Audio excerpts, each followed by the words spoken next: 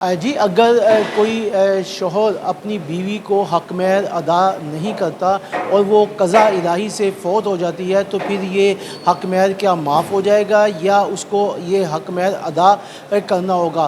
Civil court میں آج ایک قانونی نکتہ جو ہے وہ سامنے آیا ہے۔ ایک باپ جو ہے وہ عدالت آیا ہے جس نے کہا ہے کہ مجھے میرے داماد سے جو ہے میری بیٹی مرحومہ کا حق مہر جو ہے وہ دلوایا جائے، جس پر آج عدالت میں بحث بھی ہوئی ہے۔ میرے پاس یہاں پر حسیب قدوسی ایڈوکیٹ موجود ہیں، ان سے ہم اس سوال سے بات کرتے ہیں۔ حسیب صاحب، یہ کیا نکتہ ہے کہ اگر شوہر بیوی کو حق مہر ادا نہیں کرتا تو پھر اس کے بعد وہ بیوی بھی فوت ہو جاتی تو وہ کس کو دے گا؟ اس کا جو باپ آیا ہے وہ کیا صحیح آیا ہے؟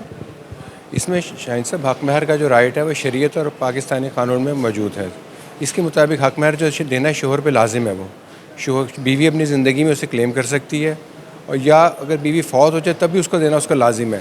تب وہ حق مہر جو ہے وہ اس کا ورثہ بن جائے گا، یعنی کہ اس کے وارثان ہیں، جیسے اس کے بچے ہیں یا اس کے ماں باپ ہیں، ایون کہ جو شوہر خود اس کو حق مہر دے رہا ہے اس کو اس میں سے حصہ ملے گا، اور وہ باقاعدہ حق مہر جتنا بھی لکھا گیا تھا وہ باقاعدہ پیڈ کیا جائے گا۔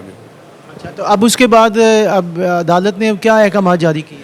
اس میں پہلے ابہام تھا، لیکن 2023 میں honourable supreme court of Pakistan نے فیصلہ دیا ہے کہ اگر بیوی فوت ہو جاتی ہے اور حق مہر معاف نہیں کیا گیا اور نہ ہی ادا ہوا ہے تو اس کے وارثان جو ہیں وہ شوہر سے وہ کلیم کر سکتے ہیں اس کا حق مہر جو ہے سارا کا سارا۔